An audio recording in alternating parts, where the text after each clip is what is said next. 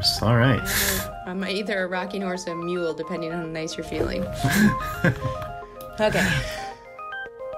Welcome to First Reading, the Old Testament lectionary podcast for preachers and everybody else who loves the Hebrew Bible. I'm Rachel Wren. And I'm Tim McNinch. Oh, dear listeners, we're excited. Next week is our episode with the one and only Carol Newsom, a big old Clydesdale of an episode. Whereas this week we've just got a little ass of an episode. Or, that's probably too harsh. How about a rocking horse of an episode featuring Rachel Wren? So this week we're taking a look at the lectionary text for September 22nd, which is Jeremiah chapter 8, 18 through the first verse of chapter 9. Rachel, you ready to take it away? I am. I love the introduction. So I'm going to start by doing something I have never yet done on this podcast, which is starting with the gospel reading assigned for this week. I know, but stay with me. The world is not yet ending, I don't think. So our gospel reading for today is Luke 16. And at the end of that gospel reading, we get the famous quote, "No slave can serve two masters, for a slave will either hate the one and love the other, or be devoted to the one and despise the other. You cannot serve God and wealth."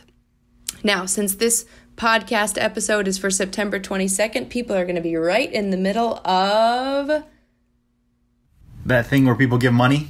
There we go. Stewardship series. That's right. We're setting budgets. We're getting ready. We're trying to prepare for the next year. And so this text seems like a beautiful handout for that purpose. And it has been used that way many, many times.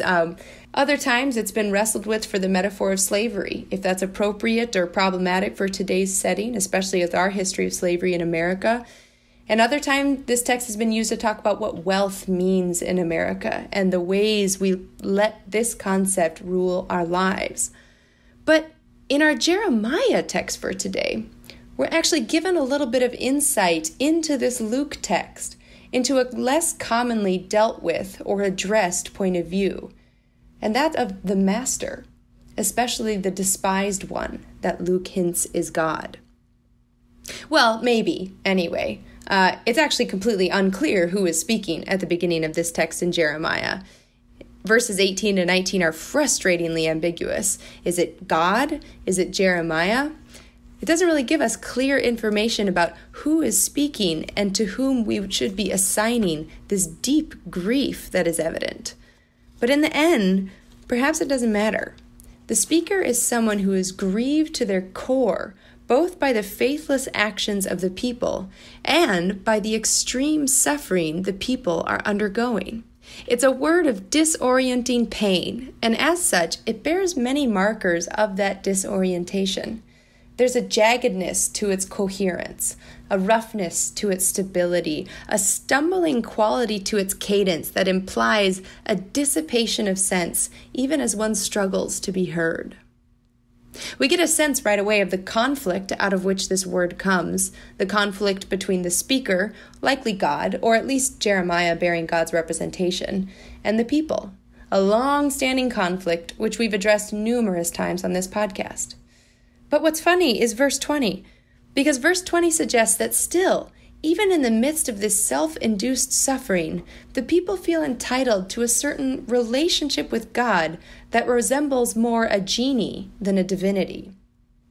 Robert Leha Jr., in his 2002 Jeremiah commentary, argues that verse 20, quote, suggests that Judah still expects God to be in place and on time, available when needed to protect and preserve. It is a self-serving and foolish thought. God is not standing in the wings waiting to be rung for like an indentured servant, end quote. Verse 21 records God's response, though it's not the response to the people's direct complaint of verse 20. Instead, it's a response to their existential reality.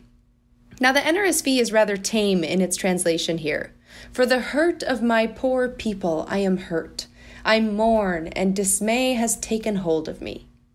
The pain of God sounds similar to a bad case of heartburn, a consuming problem while it lasts, but solvable, short-lived.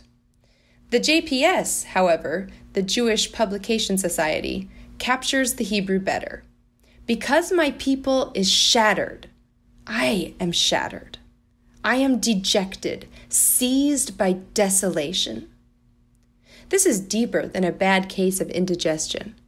The threat to the existential reality of the people is somehow felt in the deepest core of God's existence.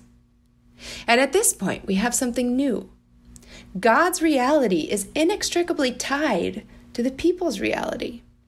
And in some way, the shattering dissolution of the people due to their sins not only pollutes the land, as we hear in other texts, somehow it shatters God. Here we see the struggle of a God who knows that the full brunt of the consequences of their actions is what the people need to experience.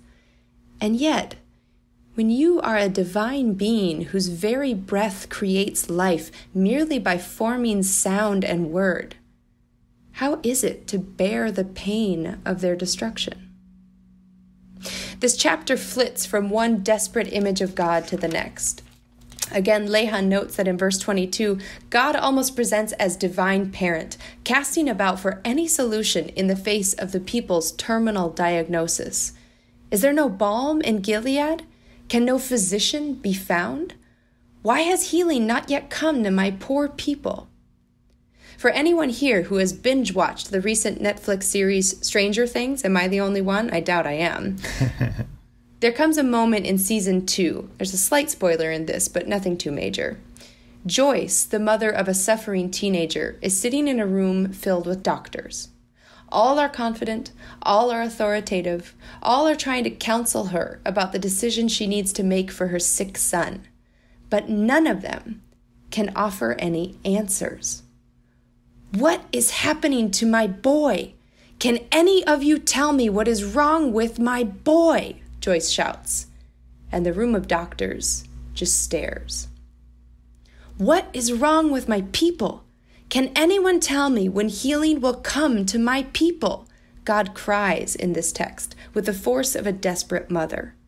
Here, in a strange moment of role reversal, the divine Savior, the mighty warrior, casts about looking for an Ezer, something that God is so often called in the Psalms, a helper to come when one is in most dire need. The word does not appear in this text, but that is so similar to that scenario which happens so often in the Psalms. Perhaps this is God's mourning for the people. Perhaps this is God's grief for the innocent who will be destroyed along with the guilty. This may be one of those good texts to reach for when people ask things like, why is God so angry in the Old Testament, and how can God be so violent? Anger and violence, this text suggests, takes its toll even on the divine body. We see this also in the New Testament when Jesus weeps over Jerusalem. There's maybe even a similar suggested reaction in God's first reaction to the flood way back in Genesis. What's God's reaction? To put out a rainbow and to say, never again. Maybe this is one of the reasons why God commends the dishonest manager in our gospel lesson for today. His shrewdness saves him from a life of bleakness and pain, and our text today suggests that even now, in spite of everything, God is still rooting for our health and wholeness and healing.